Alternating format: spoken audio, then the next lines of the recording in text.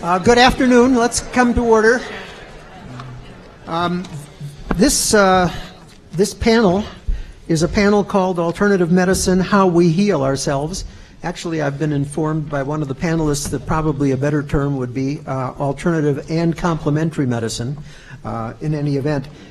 This is panel 4612. My name is Lloyd Gelman. I'm the moderator and the traffic cop.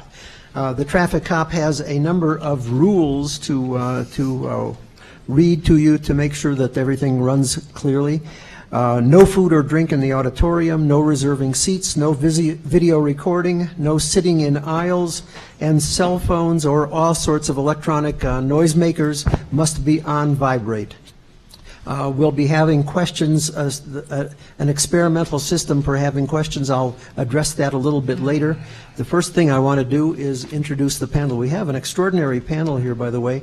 Everybody has advanced degrees. The amount of education on this panel is quite amazing. To my immediate left is Aaron Ballack, PhD, is an integrative psychotherapist and is especially interested in depth psychology.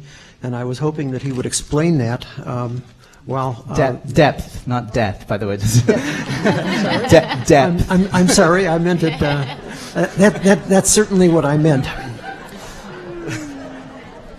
Next is Dr. Bwiri Chirangi, who is a medical director of the Shirati KMT Hospital in Tanzania.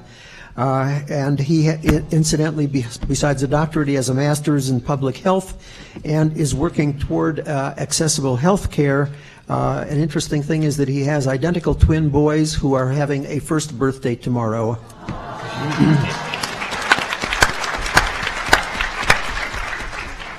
Damaris Maria Grossman has a BSN in nursing and is actually a candidate for a doctorate of nursing practice.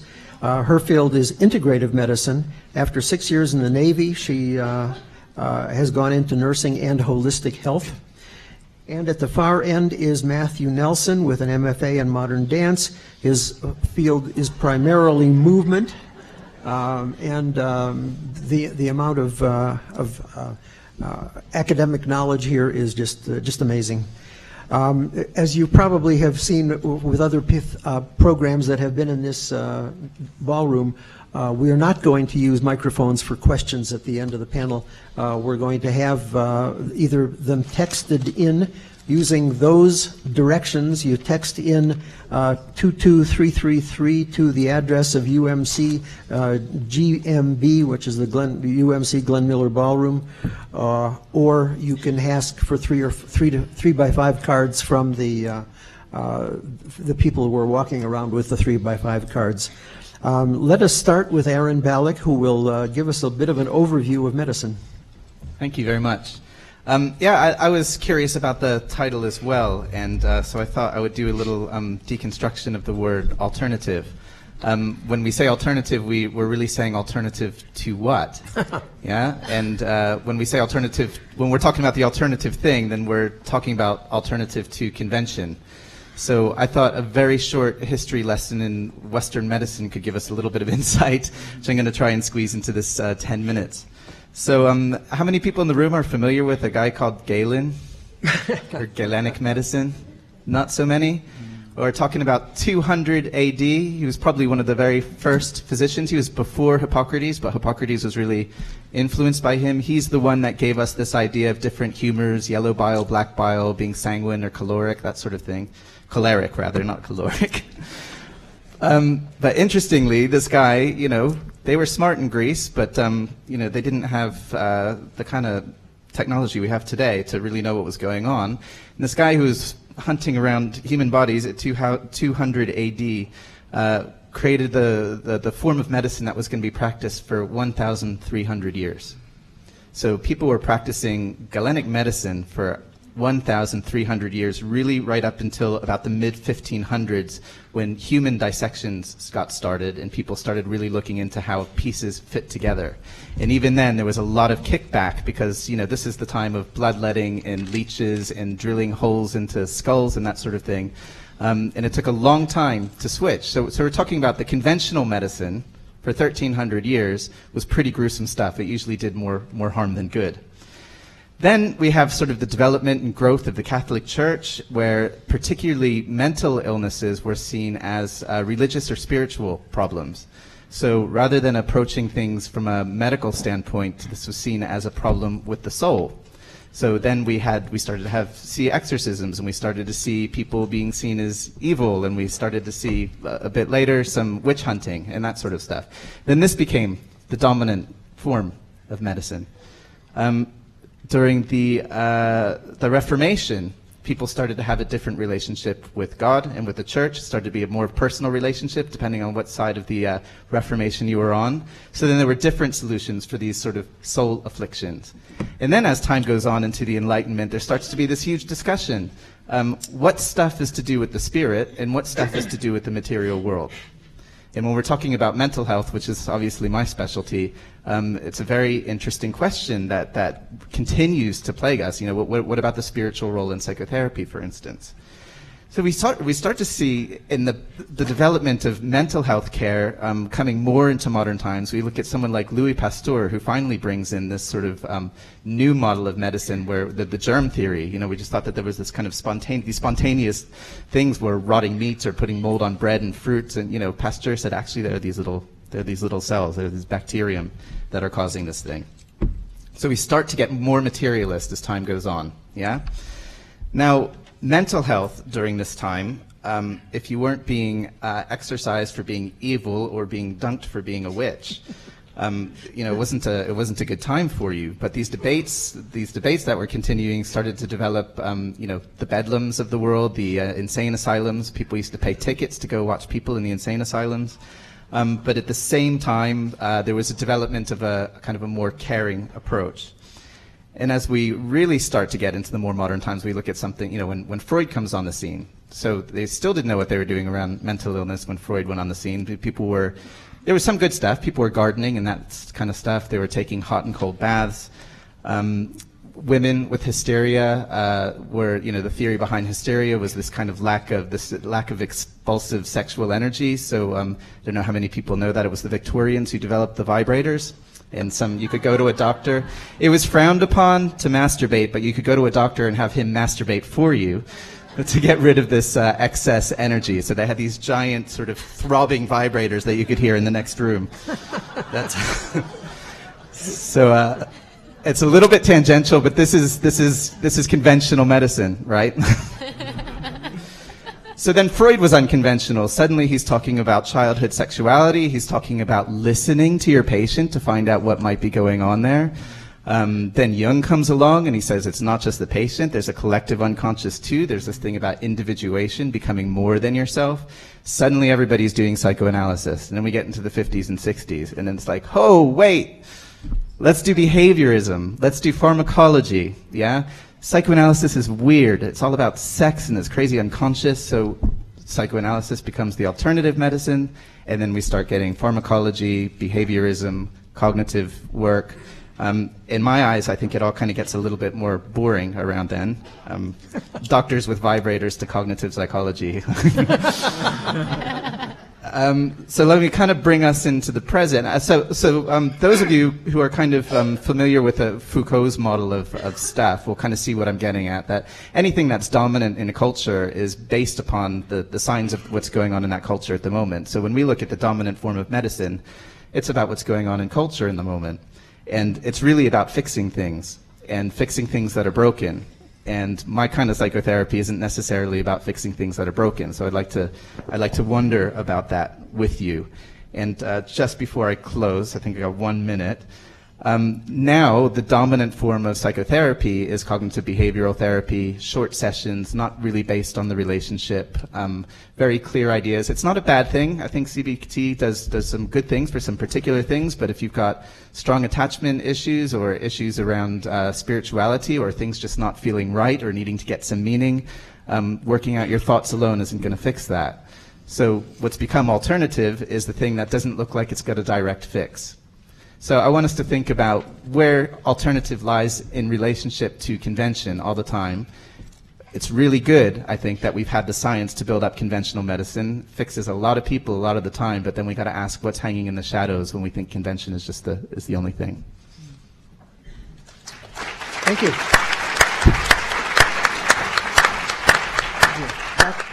Dr. Chirangi? Yeah, that's fantastic to be here again. Well,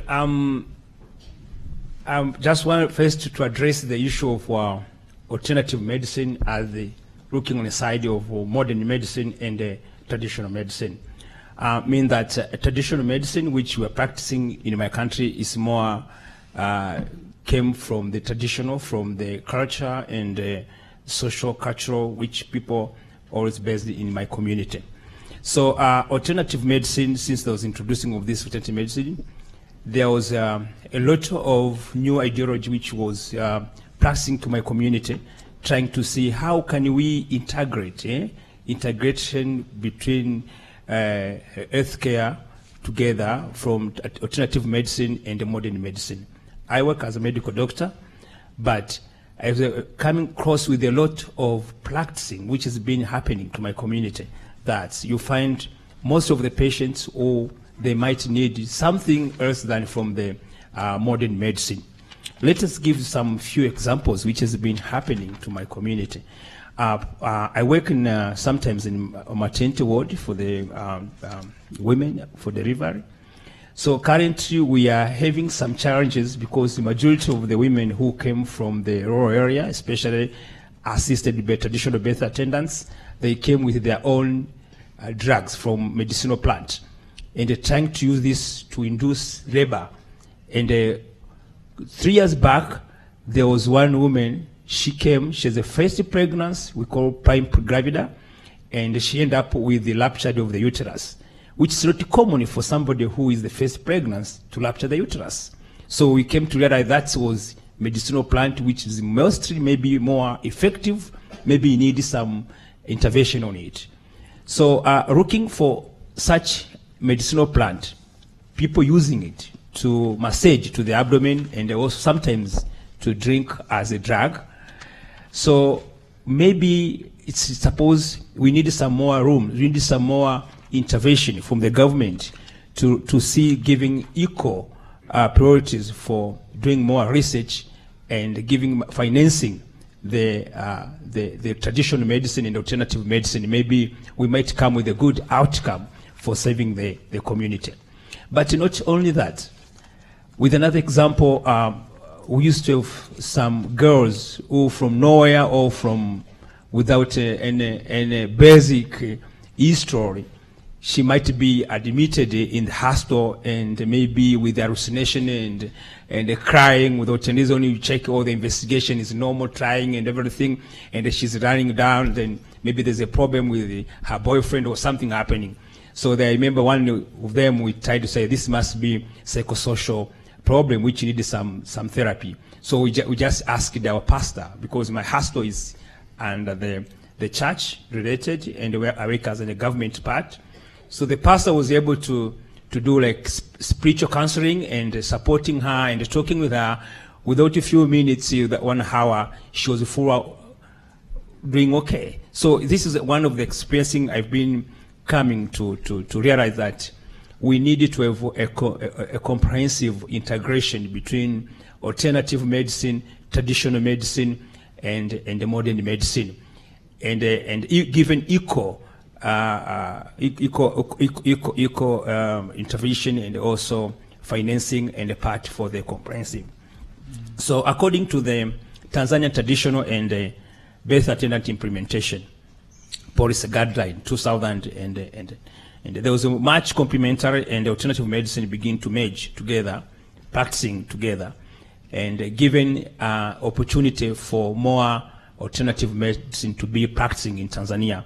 That is from the massage therapy, acupuncture, acupressure, and water therapy. There's also introduction about water therapy. People has been advising to drink a lot of water, especially in the morning, which is also help for the kidneys. So this has been one of the alternative medicine which has given chances to see how can we work. So that is my presentation, and I want also to add about when we speak about interprofessional collaboration,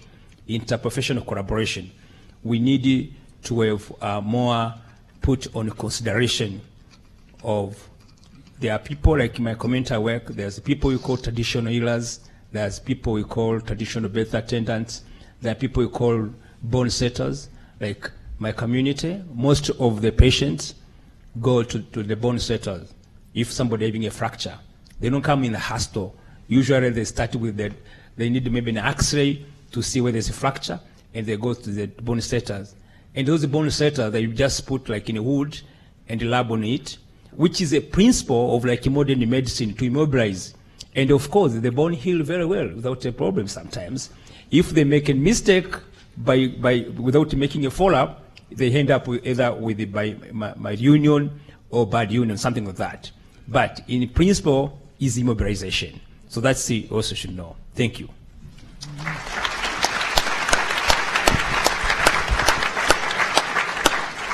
Thank you, Dr. Chirengi. Damaris? Hi, how are you?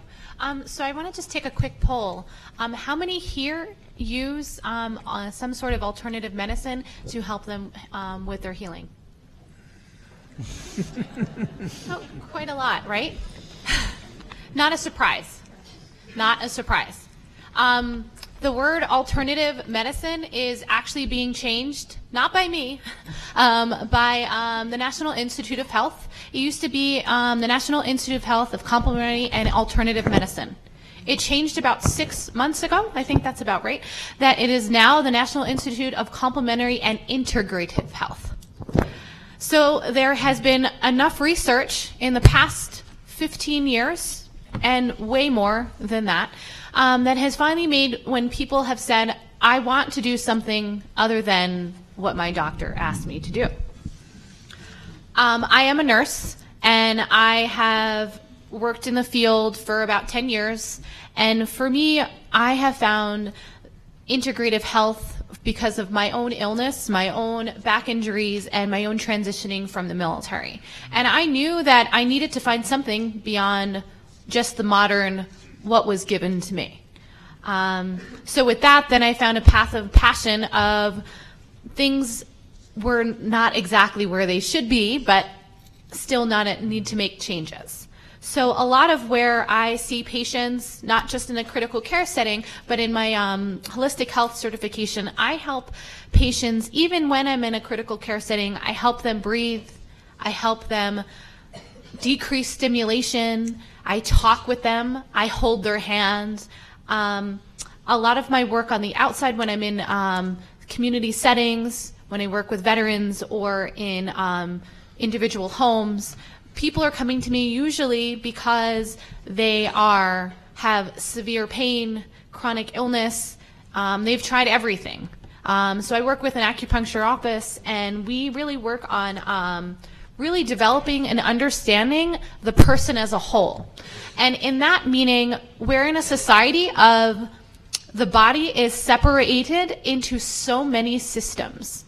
So I was explaining this to someone earlier in kind of a way, our body is a machine, and we've put it in so many parts, and we have so many doctors for so many things and so many nurses and areas, and we've forgotten, one, the human person that's standing in front of us and not the disease, and two, how to talk to that person, not just because they had a diabetes, but look at them and take a step back and educate on the whole person. And those medicines, no matter how much medicine I give someone, or not me personally, but that get the diabetes or the heart disease, sorry to tell you, but that may not fix them. Some of the underlying is a lot of stress, a lot of anxiety, a lot of patterns and behavior that is not being addressed. And I'm not really sure why, but it's a process and pattern in life that we live in. But I usually talk a lot about my implementation of trying to think of people into 15 points of wellness, using their physical, their looking at them when you speak to them, and understanding that just because maybe they have a heart problem, that may not have been the issue. Maybe it was finances, maybe it was physical, maybe it was their mental, their nutrition, their environment, their spiritual. Maybe they lost their job. Maybe it's an emotional. Something brought them less awareness. Maybe their community. They feel like they don't belong anywhere. They have no purpose. Sometimes, did they sleep? Do you even ask people anymore, are they sleeping? Who do they even talk to? Do they have a friend? Their intellect. Maybe they feel that they can't relate to others, or they feel that things or someone in their environment may not understand what's going on. They may not relax. They may not have. They may have commitment issues. They may not communicate well. And so my passion of, I didn't come up with this term yoga nursing. One of this women, Annette Tersigny, came up with yoga nursing, and it was integration of yoga and science and trying to really bring modern day science and incorporate yoga therapy. And so that's one area that I've studied, yoga therapy, meditation, and mindfulness. But that's just one thought, and so neat, because the society that we live in now is full of stress, anxiety, pain, or some sort of suffering, and we're just so afraid as medical practitioners to really talk with our patients. So what I found that kind of came about is my passion for this integrative health and work with other like-minded individuals. And so what I end up doing is I go into people's homes in urban areas, or even they come to me at an acupuncture office, and they'll be like, I had a woman that had chronic Lyme. You know, she did all her treatments, all her antibiotics, she got all that she needed, but she was still very sad, still full of anxiety. She was still wondering why things were just not settled. So then we had to look at, like, what else was going on. And I just am not sure why we're not looking at that, but we are. I'm not saying we're not, but it's a work in progress. Here in Boulder, I think it's like preaching to a choir. You guys have a plethora of beautiful practitioners of many modalities, and just sitting in nature and having a well-being, or being out in the sun, that in itself is healing. But how many people don't even do that? So there's just so many ways that the body can really resonate and heal together. I was just speaking with a student a few minutes ago, and my passion of science and meditation and mindfulness, and I didn't really want to go too much into this because it can get a little bit complicated. But if you really think of our bodies and our life as an energetic being, the electrons and the neutrons and the quantum mechanics of the body, when you really look in how we heal, you can do so much with the mind with just a little bit of meditation and breath work.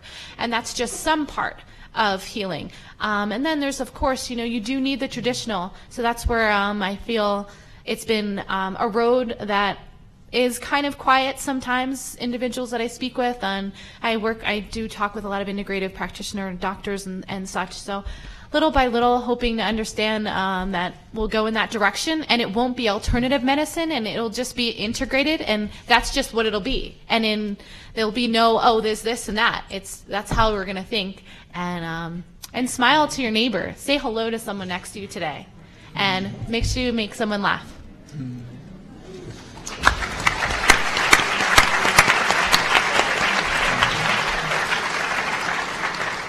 Thank you. Now, Matthew Nelson. Oh, my name's knocked over.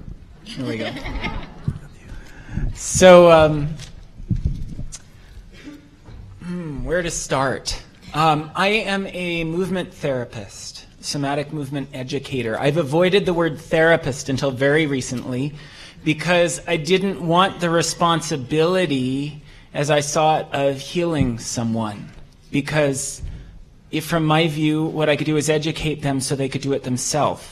And it doesn't mean that anything I was doing was different. I just didn't want to deal with the word. Recently, I realized that's what a good therapist does. So I do that with movement. I bring people into their bodies. And we are functional. We are expressive. We are alive. We are not machines. We are living systems. And living systems, there are new kinds of machines based off of living systems. Like, that's the edge right now of where we are on things. Like, what is it to have a living computer? That's the WAS talked about that, right? So I come from this basis, and if you've heard me speak, you've probably heard me say this. We are living systems. We are made up of living systems. This part, this part, this part, and my guts and the bacteria in my guts that are telling me what I should be hungry for with neurotransmitters, even though they don't share my DNA. And we're participating in living systems. So take a look around, and here we all are. And this is a system that we are in the process of. And so think of the number of relationships in this room right now. We each have a relationship with ourself, right? So we're each ourself. And then we're sitting next to someone, and for you guys, I'm here on the end, so I have a lot of space around me. But we're all around all these people, and we're affected by them. I hear, when I'm coughing or sneezing or something, I'm like, oh boy, sorry folks. Or I feel that. And yet my immune system is my own. I'm rambling there. But alas, we all affect each other. That's the point. We are connected, and we can go towards connection as something really metaphysical, and we can also deal with it as something very, very, very literal. And so I've been drawn in recently by a lot of the research on connective tissue. So the past 5 to 10 years, there's been a lot of research on connective tissue. Fascia. If you look at a dissection, it's the white stuff. And it connects everything. That's its purpose, is to connect one part to another part to another part. It suspends organs. It connects muscle fibers. It connects neurons to those muscle fibers. And traditionally, it's the stuff that was pushed out of the way so we could see the muscles. I've been reading a lot about fascia, about connective tissue. And as a body therapist, I do hands-on work. I've always considered that the connectivity of what I'm doing is much more important than the actual place I'm touching. So, if someone's got a crink in their neck over here, it may be actually because that's the part that is moving, not the part that's actually tight, even though it'll feel tight. And I'll start moving their feet, and I'll be able to see that, well, right over here, it's not moving. I'll work that out, and that'll let their neck work out to a different balance. So we're a network, a physical network of connected tissues, connected function, and connective expression. So we know that sense of stress, how that can pull us down. It can do it really literally by pulling the fascia tighter. The connective tissue can actually tighten as a whole network, and then it's actually going to be harder to get up.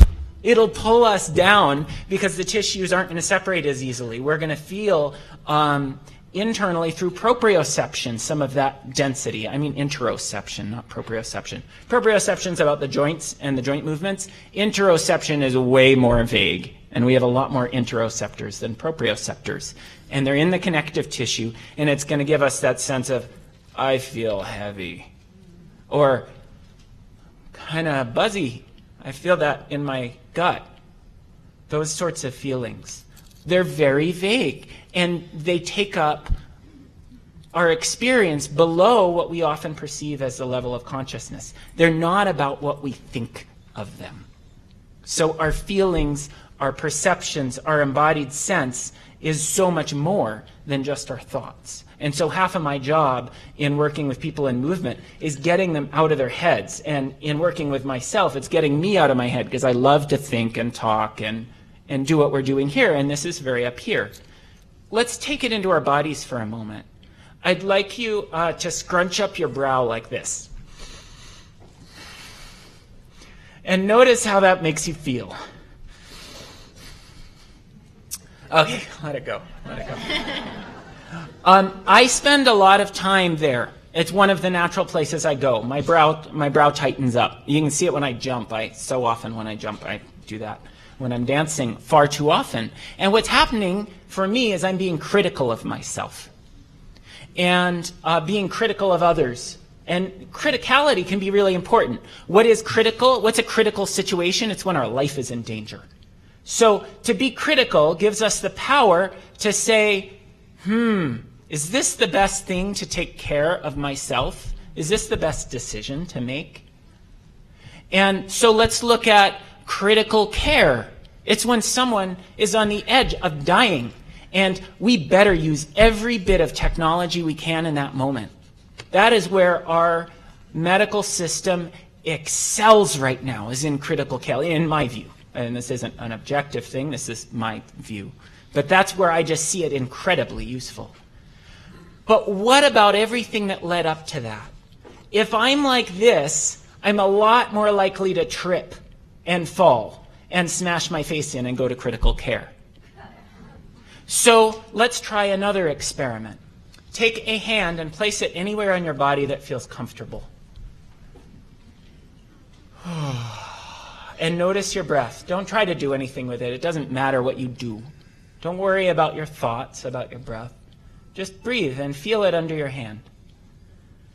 Now, if your hand's on your leg, it's going to be harder to feel your breath, but you're a tensional network, three-dimensional tensional network of connectivity, and you may even feel some shape change even in a leg or something as a result of the volumetric change of your breath. Okay, I'm talking a lot. So now, imagine switching the direction of what's feeling. So here, my hand has been feeling my breath in my chest. Now imagine I'm going to switch it to feeling my hand with my chest. It's a totally different perspective from the inside. You can stay with this as long as you want. I'm going to drop my hand so I can focus on what I'm saying, get back in my head.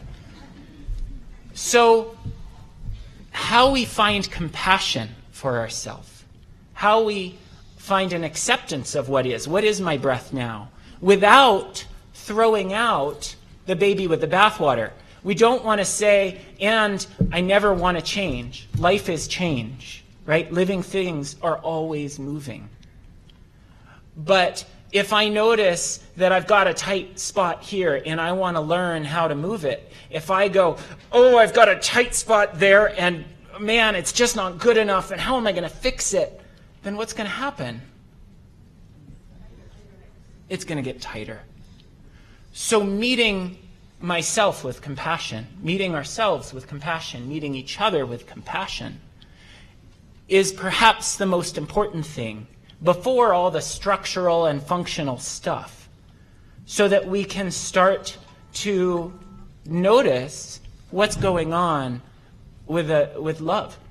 And then we can give to ourselves, we can give to others. We can ask the question of, is this a critical situation? Or is this a situation by which I can learn something? This is that movement education thing I do. Learn how to use the arm, learn how to use the hip joint in a way so that I can walk without lower back pain. All these things are possible. Connected network, one thing affects the next. And most of us aren't exposed to much of that. But it's possible. If we can sit with what doesn't feel like it's optimal, rather than popping a pain pill, rather than getting surgery until we're sure that's the only answer, then we have a chance of a different answer. Of an answer that doesn't require cutting ourselves open or ignoring the thing that's begging for help. The part of us that wants to be met. That's what I got. Thank you. Does anybody on the panel want to address anything else that somebody else had said? If nobody wants to address any of the things that were said, then we're going to be open for questions. I have one. Yep. Oh my goodness. Damaris? Yes, I do. I'm the talkative one over here. So this is my jam. I love this stuff. All right. So the ironic part is, you say you love the critical care of ourself, or I actually, being a critical care nurse, I actually feel there's so much flaw in the critical care world, and I feel we don't have that connection with our patients that we need, and we're too critical of ourselves. So I would love, so you bring the movement in the body, and I think that's amazing. So I was just wondering where you meant with that criticalness. Maybe I just observed it wrong. I have very little experience with true critical care. That's okay, so that's though. a very important bias for me to bring forward. So I guess what it is Nothing negative, just wondered. is if I'm in a car accident and I've broken my arm or far severe than that, that's not the time to use movement as a healing tool. But if I'm experiencing joint pain, if I'm experiencing back pain, belly pain, whatever it is, and I'm finding that that's not allowing my full expression in the world, that is the time to listen, because I'm a long way from the criticality of my life depends on it to an empowered place of I have the ability to respond. So responsibility doesn't have to be heavy. It's, oh my gosh, I can participate. And that happened to me first when I started dancing at 20 years old. I went, oh my gosh, I can change my function, structure, and experience, sensation of being alive. That's what dance does for me, and nothing less. That's beautiful. Thank you. We're not going to be using the microphones in this session. We're only going to be taking texted messages via 22333 being texted to UMC GMB, or 3x5 cards. So if anybody has a question and doesn't want to text, raise a hand and the producers will find you and give you a 3x5 card, which will then be passed to me for filtration. I'm very impressed that the presentations so far have not been dealing with what I would call hard medicine, pneumonia, cancers, GI bleeds, things like that. They're dealing much more with the influence of the psyche and the physical body, the musculoskeletal system to disease. And we're addressing that very nicely, I think. Aaron, would you talk a little bit about what you mentioned before in terms of depth psychology? Depth psychology. Yeah, I mean, there aren't very many fans of Freud or psychoanalysis these days. It's come a long way since his time. He actually had some good things to say. Some of it was kind of a pile of nonsense. But the depth psychology is really taking the time and the space both to develop a relationship with your psychotherapist and build a deeper relationship with yourself. So it's more about those parts of yourself that you don't know, that you're less comfortable with, that you hide from, that you develop bad habits like holding your posture in defensive ways when you're not knowing, and when you release that sort of a thing, something different happens. And I think what strikes me about this panel, and what always strikes me when I talk to different kinds of therapists, is the kind of the tribal nature of human beings. So, like, Matt feels like he comes from a different tribe for me because he's so much more embodied than I am. I'm like super cerebral. He's like really fluid in his body. And so it provokes interesting questions. Like, does that mean that I should see a body therapist, or does that mean that I should see someone who's cerebral like me? Yeah. And I think you can go both ways in a way. You have to make a choice about that. But on the one hand, different strokes for different folks. But on the other hand, I think everybody whose intention is good and whose training is good, and that there's some kind of validation and accountability for where they're coming from, can enable you to gain access to some aspect of your complex individuality.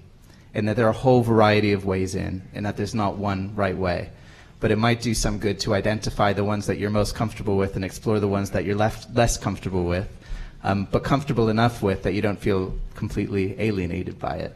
So my thing is depth psychotherapy. I like ideas, I like fantasy, I like the idea of exploring what's going on in relationships, how past relationships affect present relationships, how we can have greater choices when we know what happened in our childhood and why we responded to that, and what choices we can do now. It's not going to float everybody's boat. And I think that's what I have to say about it. Thanks. Death psychotherapy, on the other hand, might be something interesting to explore. One question came in for Dr. Chirangi, which asked, how open are doctors in Tanzania to working with traditional healers? What? How open are the doctors in Tanzania to working with traditional healers? Well, as I said, 2002, there was an act between integrated health care, between traditional medicine and modern medicine in Tanzania. And currently there is a open research